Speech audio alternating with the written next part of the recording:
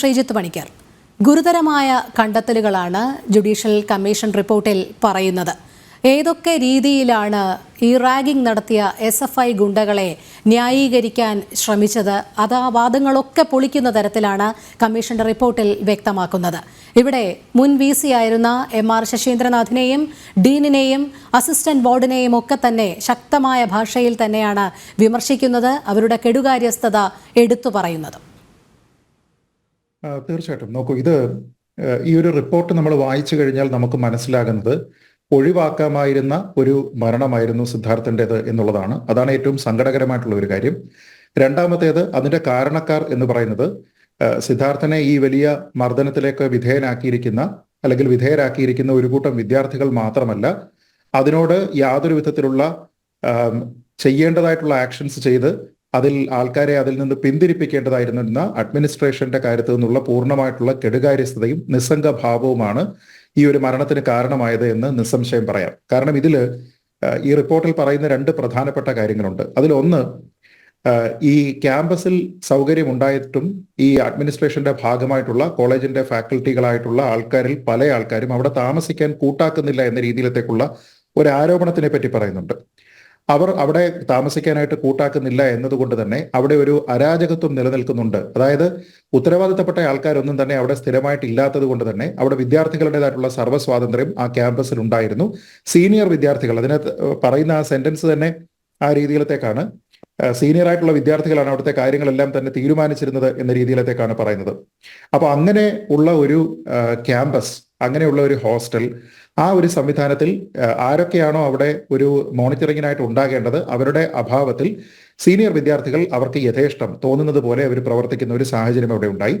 രണ്ടാമത്തെ കാര്യം, ഈ റിപ്പോർട്ടിൽ തന്നെ പറയുന്ന ഒരു കാര്യമുണ്ട്. ഇത് ഏതെങ്കിലും രാഷ്ട്രീയമായിട്ടുള്ള ഒരു വിഷയത്തിന്റെ പുറത്തല്ല ഈ പ്രശ്നം അവിടെ ഉണ്ടായത്. പക്ഷേ അവരെ, ഈ കുറ്റവാളികളായിട്ടുള്ള ആൾക്കാരെ നിയമത്തിൽ നിന്ന് സംരക്ഷിക്കുന്നതിന്റെ ഭാഗമായിട്ടും അവരെ ഷീൽഡ് ചെയ്യുന്നതിന് വേണ്ടിയിട്ടും എല്ലാം കൂടി പ്രവർത്തിച്ചിരുന്ന ആൾക്കാർ എന്ന് പറയുന്നത് രാഷ്ട്രീയ സ്വാധീനമുള്ള ആൾക്കാരാണ് എന്ന നിലയ്ക്ക് പറയുന്നുണ്ട്. അതിലൊരു പൊളിറ്റിക്കൽ ആക്ടിവിസം ഉണ്ട് എന്ന് പറയുന്നുണ്ട്. എന്ന് വെച്ചാൽ ആ ക്യാമ്പസിലുള്ള അധികൃതരായിട്ടുള്ള ആൾക്കാരുടെ ഭാഗത്തു നിന്നുള്ള വീഴ്ച, ആ വീഴ്ചയെ മറച്ചു വെച്ചുകൊണ്ട് അതിലെ പ്രതികളായിട്ടുള്ള ആൾക്കാരെയൊക്കെ സംരക്ഷിക്കുന്നതിന് വേണ്ടിയിട്ടുള്ള ഒരു പൊളിറ്റിക്കൽ ഇൻവോൾവ്മെന്റ് എല്ലാം തന്നെ ഈ വിഷയത്തിൽ ഉണ്ടായിട്ടുണ്ട് എന്ന് പറയുന്നു.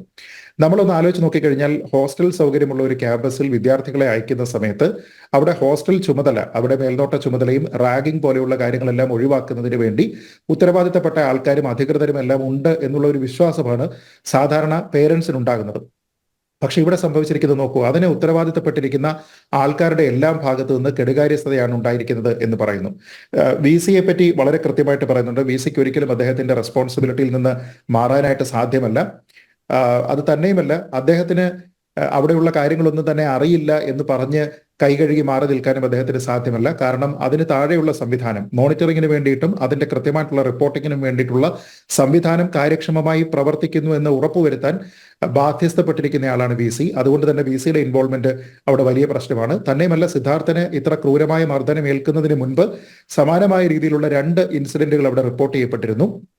ആ ഇൻസിഡന്റ് അവിടെ ഉണ്ടായിരുന്ന സമയത്തും അതിനെ കാര്യമായ രീതിയിൽ അർഹിക്കുന്ന പ്രാധാന്യത്തോടു കൂടി കാണുന്നതിന് വേണ്ടിയിട്ട് VCയോ മറ്റുള്ള ആൾക്കാരോ തയ്യാറായിട്ടില്ല എന്ന് പറയുമ്പോൾ അവിടെ ഇതൊരു സ്ഥിരം പതിവാണ് എന്ന് പല വിദ്യാർത്ഥികളും ആരോപിക്കുന്ന കാര്യം വളരെ ശരിയാണ്. അപ്പോൾ അതൊരു സ്വാഭാവിക സംഭവം എന്ന രീതിയിലത്തേക്ക് അധികൃതർ, VC ഉൾപ്പെടെയുള്ള അധികൃതരെല്ലാം തന്നെ ചിന്തിച്ചു എന്നുള്ളത് ഒരു കാര്യമാണ്. രണ്ടാമത് അതിൽ പറയുന്ന ഏറ്റവും പ്രധാനപ്പെട്ട കാര്യം, ഡീൻ തന്നെയാണ് അവിടുത്തെ വാർഡൻ.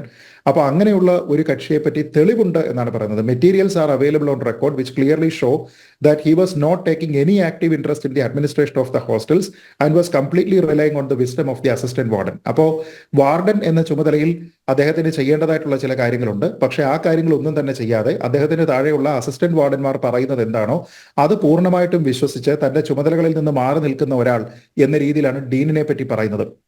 ഇവരുടെ പലരുടെയും പ്രതികരണം സിദ്ധാർത്ഥന്റെ മരണമുണ്ടായതിനു ശേഷം നമ്മൾ കണ്ടതാണ്. ആ സമയത്തൊക്കെ തന്നെ അവരുടെ ശബ്ദത്തിൽ പോലും യാതൊരു വിധത്തിലുള്ള അനുകമ്പയും തോന്നിയിരുന്നില്ല. ഏതെങ്കിലും രീതിയിലുള്ള ഒരു സഹതാപം ഒന്നും തന്നെ അവരുടെ ഭാഗത്തു നിന്ന് ഉണ്ടായിരുന്നില്ല എന്നൊരു പക്ഷേ പ്രേക്ഷകർ ഓർക്കുന്നുണ്ടാവും.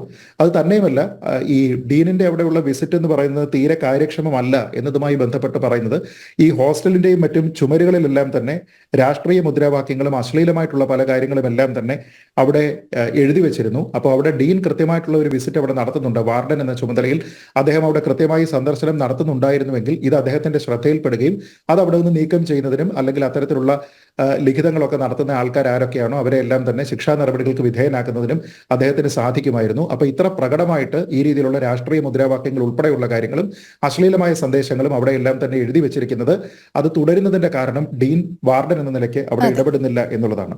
പിന്നെ ഒരു പ്രധാനപ്പെട്ട കാര്യം കൂടിയുണ്ട്. കാരണം ഇതിൽ നമ്മൾ അസിസ്റ്റന്റ് വാർഡിന്റെ ഒരു പങ്കുണ്ട്. അസിസ്റ്റന്റ് വാർഡൻ പറയുന്നുണ്ട് അവിടെ ചില സുരക്ഷാ ക്രമീകരണങ്ങളോ സർവൈലൻസിനുള്ള മെക്കാനിസമോ ഒന്നും തന്നെ ഇല്ല, അതൊക്കെ ശക്തിപ്പെടുത്തണം എന്ന് പറയുന്നുണ്ട്. പക്ഷെ അദ്ദേഹത്തിന്റെ ഭാഗത്ത് നിന്ന് ഈ കാര്യങ്ങളൊക്കെ തന്നെ റിപ്പോർട്ട് ചെയ്തിട്ടുണ്ട് എങ്കിലും അതിൽ ഏറ്റവും ഗുരുതരമായിട്ടുള്ള ഒരു കാര്യം അദ്ദേഹത്തിന് അറിവുണ്ടായിരുന്നു. അതായത് ഈ ഫെബ്രുവരി മാസം 16, 17 തീയതികളിൽ സിദ്ധാർത്ഥൻ അവിടെ പീഡനത്തിന് വിധേയനായിരിക്കുകയാണ് എന്നതുമായി ബന്ധപ്പെട്ട് അദ്ദേഹത്തിന് രേഖാമൂലം അറിവുണ്ടായിരുന്നു എന്നത് കണ്ടിട്ടും അദ്ദേഹം അതിൽ ഇടപെടാനായിട്ട് കൂട്ടാക്കിയില്ല എന്ന രീതിയിലത്തേക്ക് പറയുന്നു. ആ ഇൻസിഡന്റ് എന്താണെന്ന് എൻക്വയറി ചെയ്യുന്നതിന് വേണ്ടിയിട്ടൊന്നും തന്നെ അദ്ദേഹം തയ്യാറായില്ല എന്ന് പറയുന്നു. അങ്ങനെ നോക്കിക്കഴിഞ്ഞാൽ വിദ്യാർത്ഥികളുടെ സുരക്ഷ, സംരക്ഷണം തുടങ്ങിയ കാര്യങ്ങളിൽ അങ്ങേയറ്റത്തെ ചുമതലയുള്ള കർത്തവ്യബോധം ഉണ്ടാകേണ്ടുന്ന 3 ആൾക്കാർ, അസിസ്റ്റന്റ് വാർഡൻ, വാർഡനായിട്ടുള്ള ഡീൻ, VC എന്നീ ആൾക്കാരുടെ ഭാഗത്ത് നിന്ന് ഗുരുതരമായിട്ടുള്ള കൃത്യവിലോപമാണ് വരുന്നത്.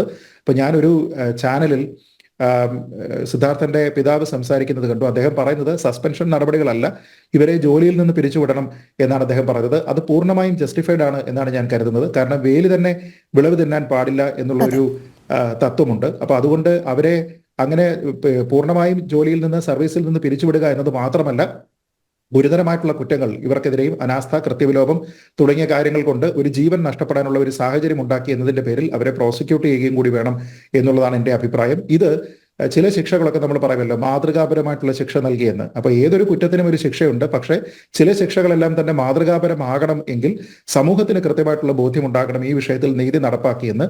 അതുകൊണ്ട് തന്നെ ഇനി ഇത്തരത്തിലുള്ള സംഭവങ്ങൾ ഉണ്ടാകാതിരിക്കുന്നതിന് വേണ്ടി ഇങ്ങനെ മാതൃകാപരമായിട്ടുള്ള ഒരു ശിക്ഷാ നടപടി ഇവിടെ ഉണ്ടാവുക എന്നുള്ളത് പ്രധാനമാണ്.